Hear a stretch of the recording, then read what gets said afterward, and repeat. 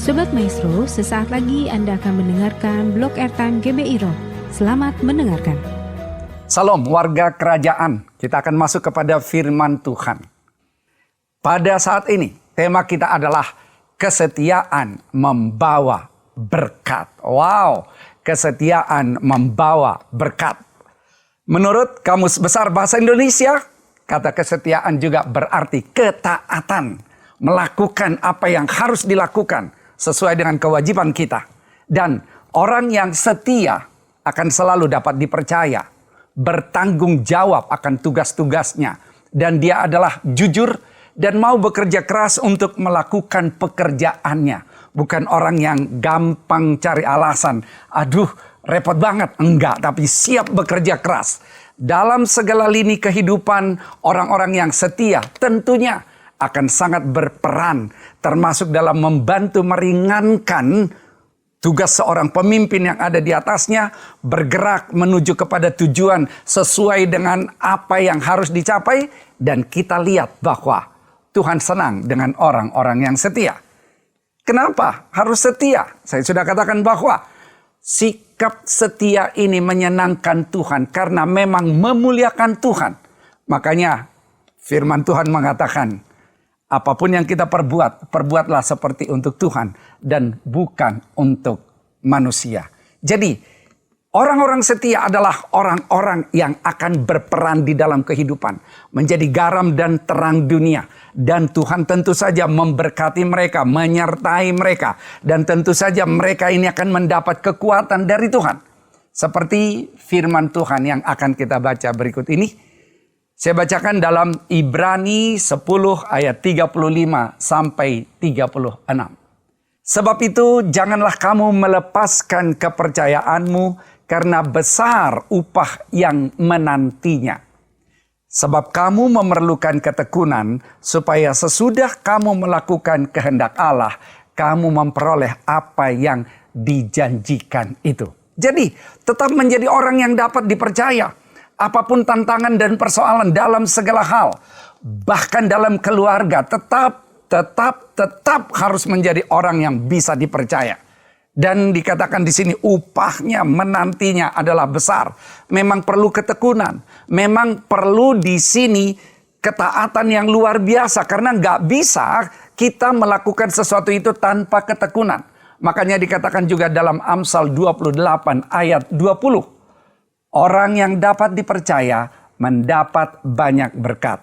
Tetapi orang yang ingin cepat menjadi kaya tidak akan luput dari hukuman. Jadi kalau kita setia di dalam panggilan kita, setia di dalam pekerjaan kita, setia di dalam segala hal, maka berkat akan Tuhan sediakan di dalam kehidupan kita. Jadi percayalah, Tuhan memperhatikan, matanya tertuju kepada orang-orang yang senantiasa mau bekerja keras untuk kemuliaan bagi Tuhan. Walaupun demikian, masih banyak orang yang kadang-kadang salah pengertian tentang berkat. Ada banyak orang melihat berkat hanya dari sisi berkat jasmani. Dianggap bahwa kalau mobilnya mewah, rumahnya wow keren banget. Kemudian mendapatkan fasilitas-fasilitas yang hebat dan luar biasa. Wow, dia adalah orang yang diberkati. Oke. Tuhan bisa juga memberkati secara finansial. Tetapi kita harus paham bahwa berkat di dalam Tuhan sebetulnya bisa kita bedakan. Ada berkat rohani, ada berkat jiwani, ada berkat jasmani. Kita lihat bahwa di dalam perjanjian baru banyak ditekankan tentang berkat rohani. Berkat rohani apa yang kita peroleh? Misalnya dikatakan kita sudah ditebus dengan darah anak domba Allah. Itu adalah berkat. Kita beroleh keselamatan. Itu adalah berkat.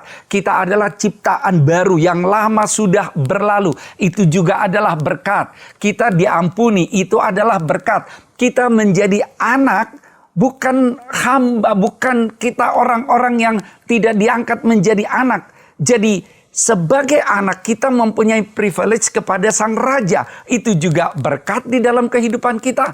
Hidup yang kekal, mahkota kemuliaan di sorga, dan lain-lain. Itu adalah berkat rohani yang Tuhan jamin akan kita dapatkan. Dan kalau kita paham bahwa kita mempunyai berkat rohani dalam kekekalan, maka itu akan langsung berdampak kepada pemahaman kita tentang berkat jiwani. Berkat jiwani bicara dengan damai sejahtera, sukacita, bahagia.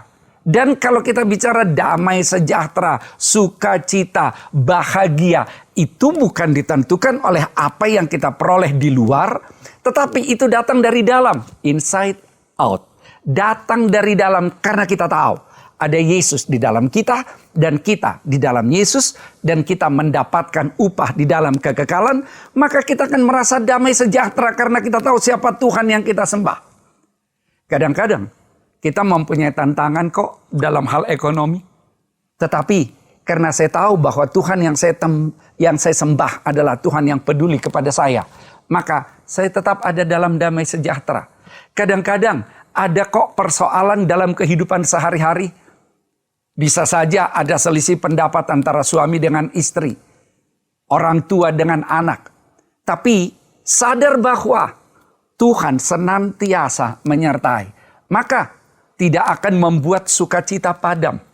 Makanya sebetulnya orang yang mengerti bahwa dia mempunyai berkat rohani, dia juga akan sadar bahwa berkat jiwani akan menjadi milik yang harus dia mengerti.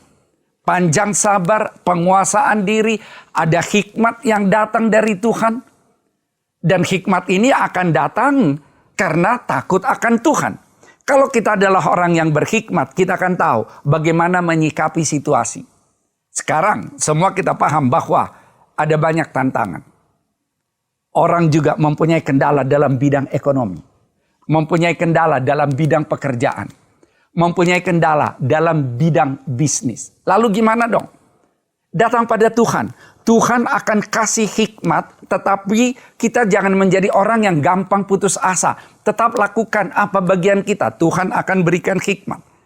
Dan kemudian ada berkat jasmani. Ya, tadi sudah saya katakan, orang melihat kekayaan, orang melihat yang dimiliki, rumahnya, mobilnya, uangnya, barang berharga dan lain-lain. Anaknya sekolah di mana, kemudian punya pabrik, punya usaha yang mapan, jabatannya dapat promosi, pangkatnya naik, kesehatannya oke, dan sebagainya. Tapi itu pun bisa kita dapatkan karena kita tahu Tuhan yang kita sembah adalah Tuhan yang peduli kepada kita. Itulah prinsip yang harus kita pegang sebetulnya. Sehingga kita tetap setia kepada Tuhan. Maka yang pertama saya lihat dalam kesetiaan ini adalah setia di dalam panggilan. Setiap saudara dan saya ada panggilannya. Karena apapun yang diciptakan adalah untuk satu tujuan. Berarti setiap kita ada tujuan Allah dalam hidup kita. Dan percayalah, dikala kita bergerak kepada tujuan itu bersama dengan Tuhan, maka kita tentu saja akan sampai sesuai dengan panggilan yang kita dapatkan. Saya mau bacakan Kejadian 12 ayat 1 sampai 2. Dikatakan demikian. Berfirmanlah Tuhan kepada Abram, pergilah dari negerimu, dan dari sanak saudaramu, dan dari rumah bapamu ini ke negeri yang akan kutunjukkan kepadamu. Aku akan membuat engkau menjadi bangsa yang besar, dan memberkati engkau, serta membuat namamu masyhur, dan engkau akan menjadi berkat. Abram dipanggil pergi ke suatu tempat yang dia belum tahu kemana. Tetapi dia taat kepada Tuhan. Dan Abram berangkat meninggalkan keluarganya. Kita tahu bahwa Abram berasal dari keluarga yang berkecukupan kok. Jadi kalau begitu sebenarnya dia sudah mapan bersama dengan keluarganya, bersama dengan orang tuanya. Sangat mapan di sana. Tapi Tuhan katakan, pergi. Get out. Kemana? Oke, berserah kepada Tuhan, melangkah. Dan Tuhan berjanji, engkau akan menjadi bangsa yang besar. Saudara, apa panggilan kita? Apa panggilan saudara? Dan Tuhan mau Demi keturunan, saudara pun akan diberkati Tuhan. Jadi bangsa yang besar, jadi berpengaruh. Dan dikatakan akan diberkati dan masyhur.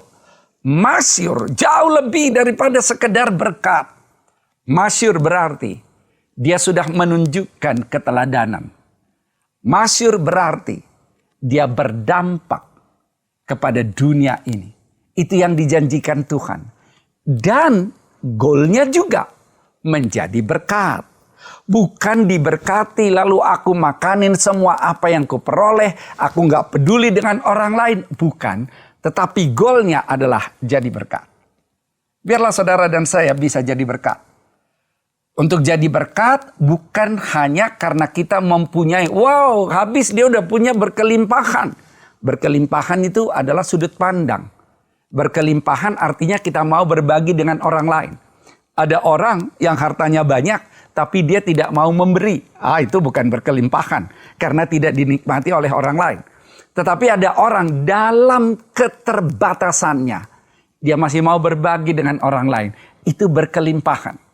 Nah kalau begitu apa sih panggilan ini? Udah jelas bahwa panggilan itu adalah rancangan Tuhan dalam hidup kita. Tetapi bisa juga kita bandingkan dengan apa yang dikatakan oleh Frederick Buechner. Dia katakan demikian. The place God calls you to is the place where your deep gladness and the world's deep hunger meet. Artinya, tempat panggilan Tuhan dalam hidup kita adalah tempat bertemunya passion, antusiasme, sukacita dengan kebutuhan yang mendalam dari orang lain. Jadi, kalau kita ada di dalam panggilan, maka kita akan melakukannya dengan antusiasme. Dan bukan hanya sekedar untuk kita saja. Ada kepentingan orang lain di dalamnya. Ada kebutuhan orang lain di dalamnya yang terpenuhi. Panggilan saya dalam dunia pendidikan tentu juga melayani untuk Tuhan. Dan saya lihat, kalau panggilan saya dalam dunia pendidikan, maka saya akan happy kalau saya memang melakukan aktivitas dalam pendidikan. Karena saya orangnya adalah orangnya yang senang baca, bukan senangnya dengan hal-hal yang lain. Bisa banyak kesenangan orang sesuai dengan tentu saja passionnya. Saya orang yang senang baca, saya ada di dalam dunia pendidikan, ya klop banget. Saya juga melayani Tuhan dan tentu saja saya mau belajar tentang bagaimana pengajaran di dalam gereja Tuhan. Makanya bagi saya, gereja adalah University of Life, adalah universitas kehidupan. Karena di situ kita belajar tentang kehidupan menuju keserupaan dengan Kristus. Jadi, dalam panggilan tersebut, mungkin ada tantangan, mungkin ada persoalan. Tapi kita akan tetap punya semangat, tidak akan menyerah. Tidak akan bilangnya, sudah aku nggak mau lagi ikut di sini. Nggak akan seperti itu, kenapa? Karena kita punya passion di situ, kita punya antusiasme di situ, dan kita punya sukacita di situ. Apa yang menjadi passion Anda? Bisa saja Anda orang yang senang melayani sekolah minggu, bisa juga senangnya sebagai usher. Ya, oke, itu ada sukacita di dalam kita. Atau di dalam pekerjaan, bidang apa? Bidang kesehatan kah? Mungkin juga ada orang senang dagang, buka toko, kemudian jual makanan, ada banyak hal. Dan kita perlu menikmati, senang apa yang kita lakukan. Artinya adalah kita ada pada jalur yang tepat. Kalau itu terjadi, maka kita tidak akan komplain terhadap tantangan yang ada. Apalagi kalau kita komit, kita mau melayani Tuhan. Maka kita akan katakan bahwa harusnya, oke, tantangan bisa ada, persoalan bisa ada. Orang bisa memfitnah dan segala macam. Tetapi saya mau tetap menyala-nyala. Saya mau melayani Tuhan. Nah itulah panggilan kita yang kita harus setia di dalamnya. Jadi seperti yang saya katakan, kalau kita setia dan kita taat, kita menuju kepada panggilan. Maka kita bergerak menuju panggilan ini. Ada tantangan, ada persoalan, itu adalah yang pasti bisa terjadi. Tapi kita katakan bahwa no turning back. Mari setia dalam panggilan kita. Jangan asal-asal ya lalu Karena satu dan lain hal, dia tidak mau melakukan yang sesuai dengan panggilannya. Harus sesuai dengan panggilan. Supaya kita tetap dalam sukacita mengerjakan apa yang kita kerjakan. Yang kedua adalah setia dalam mengembangkan talenta. Karena kalau saudara dan saya sudah Tuhan panggil untuk satu tujuan, maka saudara dan saya Tuhan berikan potensi untuk itu. Makanya kembangkan potensi itu, kembangkan talenta itu. Matius 25 ayat 20 sampai 21 mengatakan demikian. Hamba yang menerima 5 talenta itu datang dan ia membawa laba 5 talenta. Katanya, Tuan, 5 talenta Tuhan percayakan kepadaku. Lihat, aku telah beroleh laba 5 talenta. Maka kata tuannya itu kepadanya, baik sekali perbuatanmu itu, hai hambaku yang baik dan setia. Engkau telah setia dalam perkara kecil. Aku akan memberikan kepadamu tanggung jawab dalam perkara yang besar. Masuklah dan turutlah dalam kebahagiaan Tuanmu. Kita semua paham tentang perumpamaan ini. Ada yang diberikan 1 talenta, ada yang diberikan 2 talenta, ada yang diberikan 5 talenta. Dan kita sudah mengerti kisah ini. Yang diberikan 2 talenta dan 5 talenta, mereka melakukan tanggung jawabnya, melipat gandakan talenta yang Tuhan percayakan kepada mereka. Tetapi yang punya 1 talenta, dia tidak lipat gandakan. Bahkan dia menuduh tuannya sebagai tuan yang tidak fair. Bagi Tuhan, hal-hal seperti itu adalah suatu kejahatan seperti yang mempunyai 1 talenta ini. Tetapi yang Tuhan mau adalah setiap kita melipat gandakan talenta ini. Ini berarti sangat luas. Bisa tentang apa yang Tuhan percayakan untuk kita kelola. Apakah itu dalam bentuk materi, dalam satu dan lain hal. Bisa juga dalam bentuk potensi. Anda mungkin Tuhan percayakan memiliki suatu bakat di dalam musik. Apakah itu dikembangkan atau dibiarkan begitu saja? Atau Anda mungkin diberikan Tuhan suatu kekhasan dalam suatu kecerdasan hubungan antar manusia. Dalam suatu kecerdasan matematika. Dalam suatu kecerdasan bidang kesehatan. Dalam satu kecerdasan banyak hal. Tentang alam, apapun itu, jangan biarkan mandek. Jangan komplain, dia lebih pintar dari aku, dia mah jenius, aku mana? Jangan. Bukan tentang jumlah awal talenta yang penting, tapi yang penting adalah tentang bagaimana kita mengembangkan talenta itu. Kalau ini kita sadari dengan baik, maka kita akan bisa mencegah hal-hal yang tidak berkenan pada Tuhan. Apa? Misalnya iri hati. Iri hati karena kita katakan dia kan lebih hebat dari saya, lalu iri. Saya katakan bahwa iri hati membawa kehancuran dan menimbulkan pemberontakan. Ada banyak orang yang berontak karena iri hati. Iri hati kepada temannya, iri hati kepada atasannya, iri hati kepada orang-orang lain yang ada di sekitarnya. Dan kemudian akan menimbulkan kehancuran. Dan Tuhan pasti tidak berkenan. Orang yang paham tentang bahwa berapapun talenta yang Tuhan percayakan lalu dia lakukan dengan setia. Seperti yang dikatakan dalam firman tadi. Firman Tuhan katakan, hai hambaku yang setia dan baik. Mereka adalah orang-orang yang tunduk pada otoritas. Karena tunduk pada otoritas adalah wujud kesetiaan. Dan kalau kita kembangkan talenta, maka kita akan menjadi orang yang semakin punya skill yang baik. Apa yang Tuhan percayakan? Saya tahu bahwa setiap manusia secara pribadi ada keunikan yang Tuhan berikan. Karena you are born original. Don't die as a copy. Kita semua lahir original dari Tuhan. Jangan kita mau copy sana, copy sana, copy sana, copy sana. Oh enggak. Karena kita belum tentu bisa menjadi seperti orang lain. Tapi kita pasti bisa menjadi seperti apa yang Tuhan mau dalam hidup kita. Jadi cari dan kenali itu. Supaya kita semua optimal bahkan maksimal di dalam panggilan hidup kita. Yang ketiga adalah setia dalam memperhatikan orang lain. Saya bacakan firman Tuhan dari 2 Korintus 1 ayat 3 sampai 4. Terpujilah Allah, Bapa Tuhan kita Yesus Kristus, Bapa yang penuh belas kasihan dan Allah sumber segala penghiburan, yang menghibur kami dalam segala penderitaan kami, sehingga kami sanggup menghibur mereka yang berada dalam bermacam-macam penderitaan dengan penghiburan yang kami terima sendiri dari Allah. Berarti untuk menghibur orang yang menderita bukan berarti kita harus tanpa penderitaan. Untuk menghibur orang yang punya persoalan bukan berarti kita sedang tidak mempunyai masalah. Makanya saya katakan bahwa masalah itu ada sebagai tanda-tanda kehidupan. Selama kita hidup akan ada masalah. Masalah itu yang kita gunakan untuk mengasah kita menjadi lebih tajam dan go to the next level.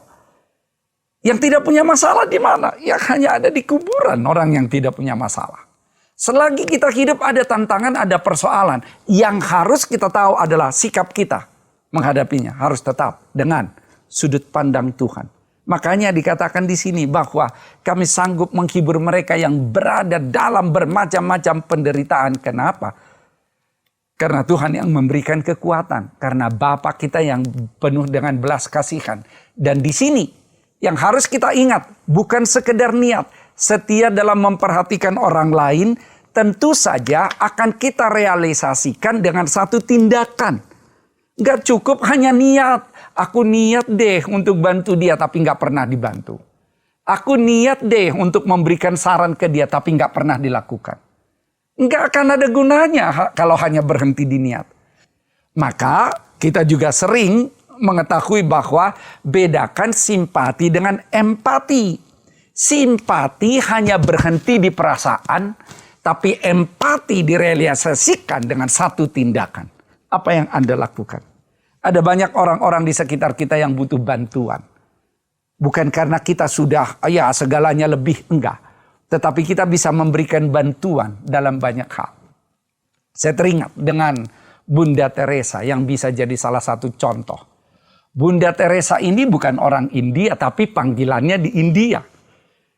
Dia dari Makedonia. Tapi dia adalah orang yang sebetulnya dalam tanda petik sudah mati untuk dirinya sendiri. Tidak mengutamakan kepentingannya sendiri tapi digerakkan oleh belas kasihan dan melakukan sesuatu. Hidup bagi orang lain. Dia mempedulikan orang lain. Orang yang berkekurangan, orang yang sakit lepra, dia tolong. Dan apakah dia tidak pernah mempunyai masalah? Pernah. Dia katakan dia juga pernah berpikir untuk meninggalkan aktivitasnya, misinya karena keterbatasan dana. Jadi bukan hal yang berlebihan dalam dana. Tetapi dia ambil keputusan karena dia katakan itu dia dapatkan dari Tuhan. Maka dia bergerak untuk tujuan tersebut. Adakah berkat yang dia dapatkan? Sudah pasti dong. Kita tahu dalam kekekalan Tuhan menyediakan berkat rohani.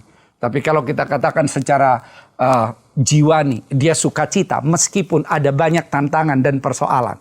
Kalau dikatakan berkat jasmani, adakah? Banyak. Pemerintah India mengeluarkan penghargaan yang bernama Bharat Ratna pada tahun 1980 dan itu adalah penghormatan tertinggi bagi warga sipil.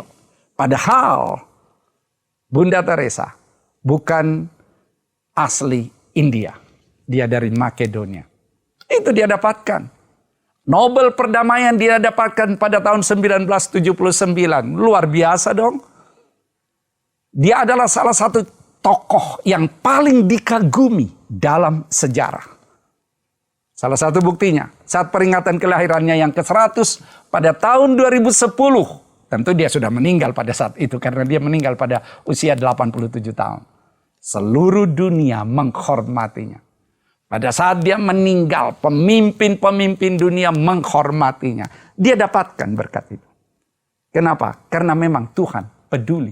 Tuhan mengasihi orang yang setia. Terima kasih Anda telah mendengarkan Blog Airtime GBI Rock. Tuhan memberkati.